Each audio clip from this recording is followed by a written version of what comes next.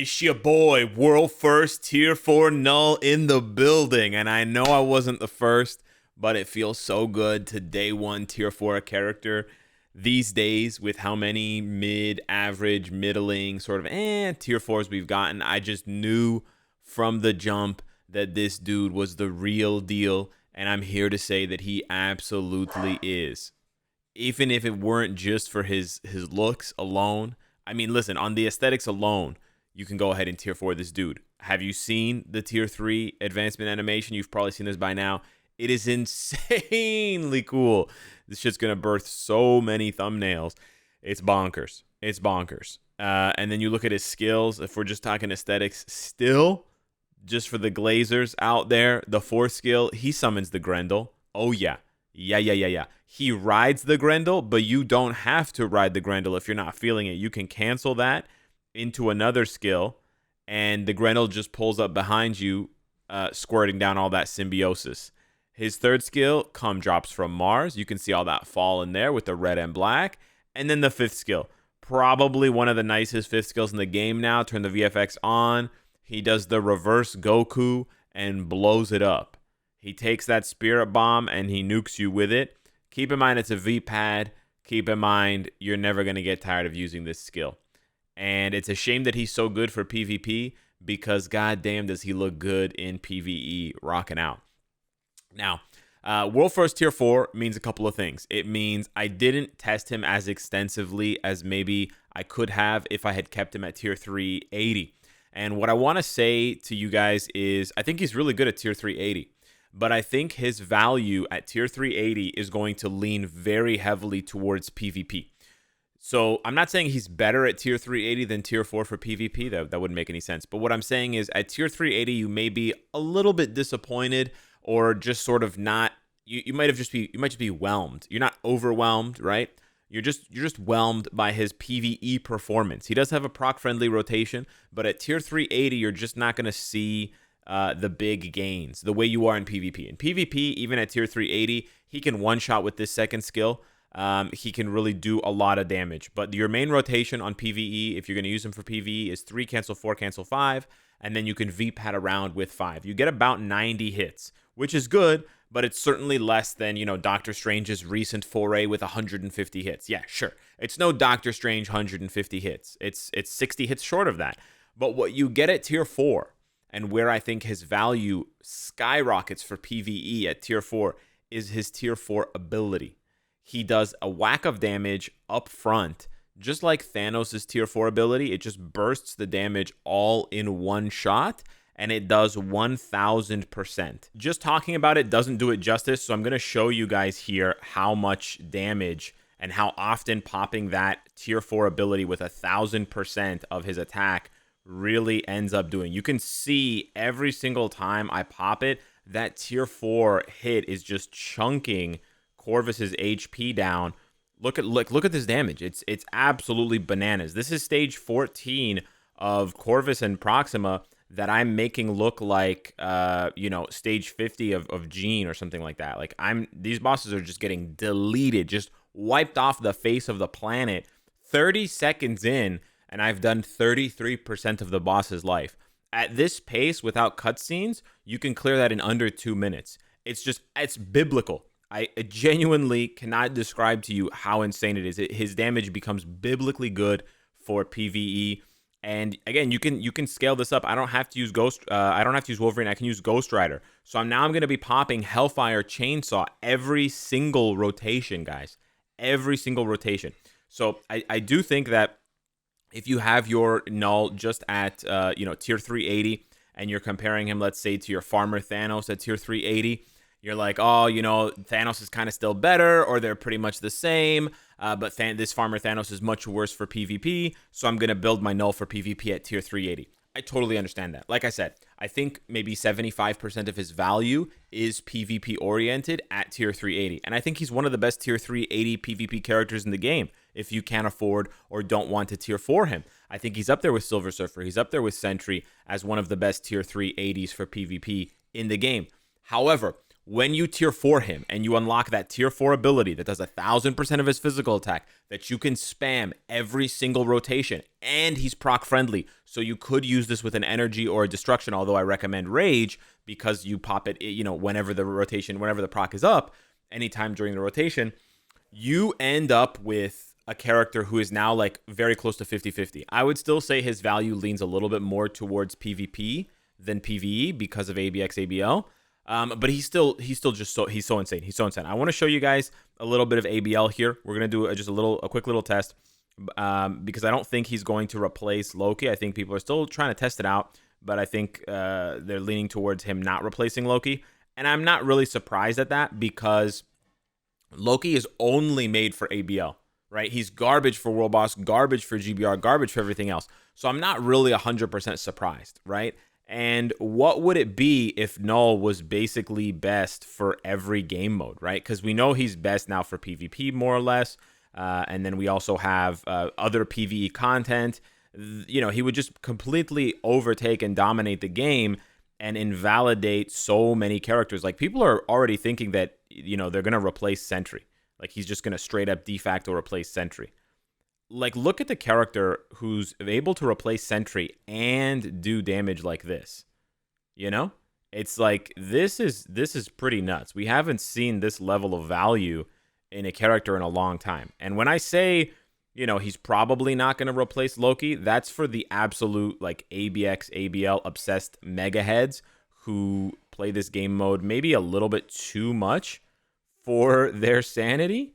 For regular Joes who aren't good with Loki or find him really frustrating to play, this is honestly a breath of fresh air. This is super easy to play, super strong, super fun with the V-pad, and yeah, like, the damage genuinely speaks for itself. And this is my first run, just kind of messing around. We're not going to do the full run here, but you guys can see we're going to hit 7 mil easy on the first rip here. Yeah. Okay, maybe just under 7 mil. That's okay. We had a bit of bad luck with the way the fourth light spawned. It was a little bit too far away. But yeah, bro, like, he's not bad at all. He's not bad at all for ABL, for ABL ABX, right? He's not bad at all. He's not like top meta, but you're basically like, I think with KNULL, what you're getting is like, the way I would describe it, it's like it's almost like Miles Morales and Spider-Man combined into one character, because you're getting a PvE character who is insane for PvE and maybe not meta for ABX ABL, but still very, very good, with a character that's also insanely good for PvP. And you know what? The Miles Morales Spider-Man comparison isn't even that good of a comparison because he's better than Spider-Man for PvP and he's better than Miles for PvE. So really there are no two characters that I could smash together that he would be comparable to for PvE and PvP simultaneously. Now, with the rest of this build, we've got 18 Odin's Blessings. I'm going to replace those dodges a little bit later, but we've got 18 Odin's Blessings. Oh yeah, I was doing all that with my PvP card set, not my PvE card set. It's fine. It's fine. We're not even going to... He's just going to... You know, it's just a difference of 30% crit damage. It's fine. 30% crit damage and another 1,000 physical attack. It's fine. Yeah, this is the build. He can basically, I'm saying he can get stronger. Power of Angry Hulk. We have a 3-star artifact, so this can go all the way up to 6 stars. You can get an extra 9% base damage to heroes and villains, plus the extra from the instinct. And then we have a Mighty Rage. I'm going to keep this build exactly as is. We got physical attack, HP, all defense, physical attack, and dodge. And we're just going to go ahead and queue up this team right here. We're going to use his lead. He's got cleanse, so he doesn't need to worry about bringing in a cleanse support. And we're going to double buff him with 2 supports. Now, I know Agent Venom is very expensive for sure. We already have teams with KNULL, so I'm going to avoid those. I know Agent Venom's really expensive, and I'll do a video in the future highlighting what KNULL can do if you don't have Agent Venom. But for now, I want you to witness just how insane this is. Remember, this is with a Rage. This is with a Mighty Rage. This is not with a... This is not with a PvP build. It's PvP cards, sure, but it's a PvE build. Gone. He's gone. Adios. Adios, muchacho. It's so over. This is when I say this, I want to say this with confidence because I don't say this very often. I haven't said this in 2 years. Null is the second coming of Jean Grey. That's exactly what you're looking at, ladies and gentlemen. 2 years ago, was it 2 years ago or 3 years ago? They dropped Jean Grey as a tier 4 with the Dark Phoenix. And they said, you know what? We're going to drop a character who is insanely good for PvP and insanely good for PvE. And you can use her in PvP with a PvE build. And most players were like, okay, that's what I'm going to do. And it was just insane value. And then from then on, all these other PvP characters are like, yeah, but you could just use Jean with a Rage and still get to use Jean in other content, right? Okay, that Adam was impressive. He triggered my artifact. Nice. So that is something. Okay. We're having a bit of trouble there. Never mind. Sentry's gone. This is with a Rage. This is with a Rage. And I might lose this, sure. But you're nope, never mind. Dude, he's unstoppable. He's unstoppable. Listen, I'll say it right now. This is the second coming of Jean. Get on and enjoy the ride, or don't. It's up to you. But he's the second coming of Jean, in my opinion.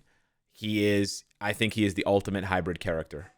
And I think you can really build him two ways as a hybrid character.